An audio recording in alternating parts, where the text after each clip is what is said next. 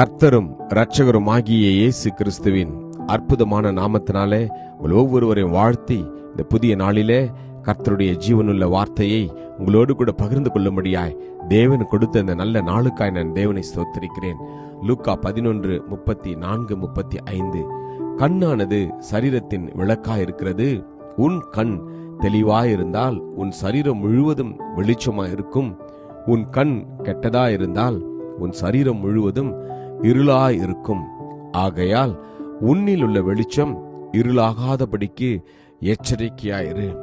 Luke chapter 11 verse 34 and 35. The lamp of the body is the eye. Therefore, when your eye is good, your whole body also is full of light. But when your eye is bad, your body also is full of darkness.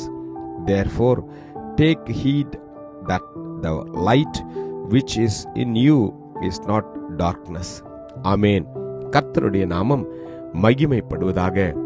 ஒளியின் பிள்ளைகளாய் நாம் வாழ நம்மை நாம் அர்ப்பணிக்க வேண்டும் என்று நேற்றைய தினத்தில் நாம் தியானித்தோம். ஒளியிலே நடக்க மிக முக்கியமான ஒரு உறுப்பு நம்முடைய சரீரத்தில் உண்டு. அவை என்ன என்று வேதம் சொல்கிறது? கண். கண் சரீரத்தின் விளக்காய் இருக்கிறதாம். அமேன். நம்முடைய கண் தெளிவாய் இருந்தால், நம்முடைய கண் பரிசுத்தத்தை பார்க்கிறதா இருந்தால், நம்முடைய கண் தேவனுக்கு விருப்பமான காரியங்களை பார்க்கிறதா இருந்தால், நம்முடைய கண் தேவன் விரும்புகிற காரியங்களை நாம் சிந்திக்கிறவர்களாய் இருந்தால், வேதத்தின் பிரகாரமாய் நம்முடைய சரீரம் முழுவதும் வெளிச்சமாய் இருக்குமா? நம்முடைய சரீரம் இருளாகாதபடிக்கு நாம் நம்முடைய பார்வையை நாம் நேர்மையாய் வைத்துக் கொள்ள வேண்டும். தேவன் விரும்புகிற பிரகாரமாய் நம்முடைய பார்வை இருக்க வேண்டும். நாம் பார்க்கிற காரியங்கள் ஒவ்வொன்றையும் கர்த்தர் அதை பார்த்து கொண்டிருக்கிறார் என்கிற ஒரு பயம் நமக்குள்ள இருக்க வேண்டும். அப்பொழுதுதான் நம்முடைய சரீரத்தை நாம் பரிசுத்தமாய் பாதுகாத்துக் கொள்ள முடியும்.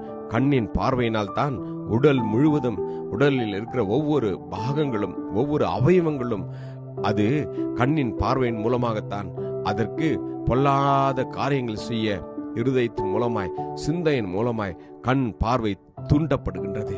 எனவேதான் வேதத்துல நம்முடைய கண் மிகவும் முக்கியமானதாய் இருக்கிறது என்று எழுதப்பட்டிருக்கிறது.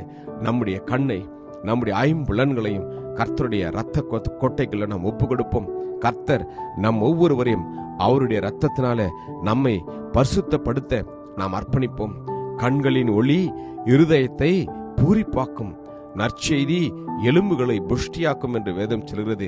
எனக்கு அன்பான தேவ ஜனமே, நம்முடைய கண்ணை இந்த நாளிலே கர்த்தருக்கு நாம் ஒப்பு கொடுப்போம். நம்முடைய வாழ்க்கையை அவர் பார்த்து கொள்ளட்டும். நம்முடைய வாழ்க்கையை வெளிச்சமாய் ஒளியாய் அவர் இருக்கட்டும். அப்பொழுது நாம் உலகத்திற்கு வெளிச்சமாய் இருப்போம். நாம் மலையின் மேல் இருக்கிற பட்டணத்தை போல நாம் பிரகாசிக்க வேண்டுமானால் நம்முடைய கண்ணை நாம் கர்த்தருக்கு ஒப்பு கொடுக்க வேண்டும். ஆமென். நமக்குள் இருக்கிற இருளை நீக்கும்படியாய் அந்த ஒளி நமக்குள் வர வேண்டும். இயேசு கிறிஸ்து என்ற ஒளி நமக்குள் இருக்கின்ற போது நம்முடைய இருள் நம்மை விட்டு விலகி போய்விடும்.